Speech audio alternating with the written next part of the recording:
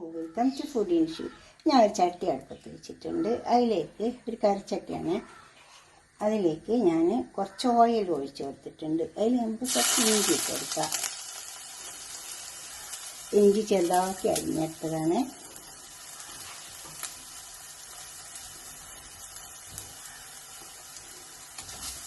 നമുക്ക് നന്നായി വറുത്തെടുക്കാം.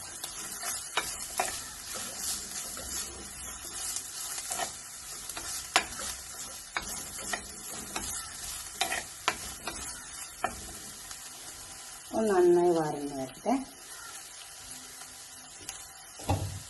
2-3 പച്ചമുളക് ഇട്ടെടുക്കാം. അത് രണ്ടും കഴിഞ്ഞ് വറന്ന് വന്നിട്ടുണ്ട്. ഇത് മുളകിൻ്റെ പൊടി ഇട്ടെടുക്കാം.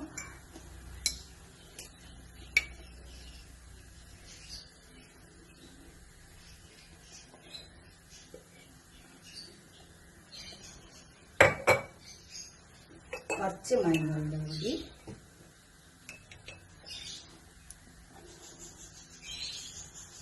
ഉപ്പ്,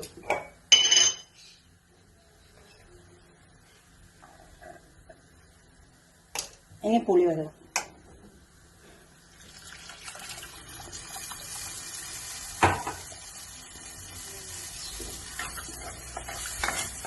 ഇതിൽ വരുന്ന വരട്ടെ. നമുക്ക് ക്ലോസ് ചെയ്യാം. ഇതൊക്കെ നോക്കിയിട്ട് ഒഴിച്ചു കൊടുക്കണം. ഉപ്പ് പുളിയെല്ലാം അധികം എരിവിൻ്റെ ആവശ്യമൊന്നുമില്ല. കുറച്ച് മുളകിൻ്റെ പൊടി ഇട്ട് കൊടുത്താൽ മതി. ഇഞ്ചി ആണല്ലോ ഇട്ട് കൊടുത്തിട്ടുള്ളത്. ഇത് ശർക്കര പൊടിച്ചെടുത്തതാണ്. ഇത് കല്ലും മണ്ണൊന്നും ഇല്ലാത്ത ശർക്കരയാണ്. മറയൂർ ശർക്കര ഇങ്ങനെ പൊടിച്ചെടുത്തത്.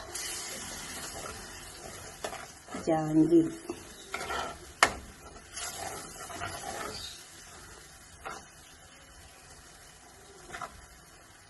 നല്ല പുളിഞ്ചി. ഈ ശർക്കര കുറച്ച് കറുത്തിട്ടുള്ളതാണെങ്കിൽ ഉണ്ടല്ലോ, പുളിഞ്ചി നല്ല കറുപ്പ് കളറുണ്ടാവും.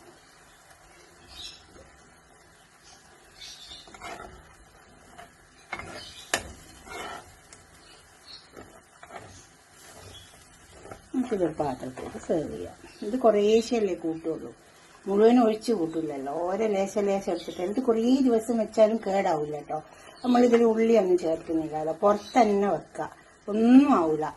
പിന്നെ ഈ ചട്ടി ഞാൻ ഇങ്ങനത്തേനൊക്കെ ഉപയോഗിക്കുന്നത്. കറി വെക്കാൻ ഈ ചട്ടി അങ്ങനെ ഉപയോഗിച്ചിട്ടില്ല. മീൻകറി ഒന്നും വെക്കാൻ ഈ പാത്രത്തേക്ക് സെർവ് ചെയ്തിട്ടുണ്ട്. ഒരു താളിപ്പിന് വേണ്ടിയിട്ട് കടുക് പൊട്ടുന്നു. നല്ല ചൂടായ എണ്ണ, കറിവേപ്പില, പച്ചമുളക്. ഇത് നമുക്ക്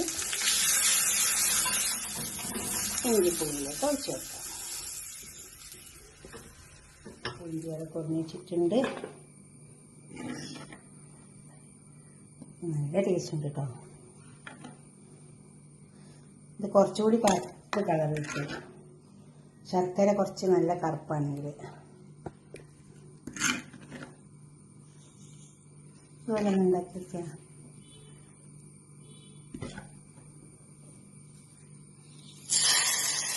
താളിപ്പയിലേക്ക് വെക്കാം.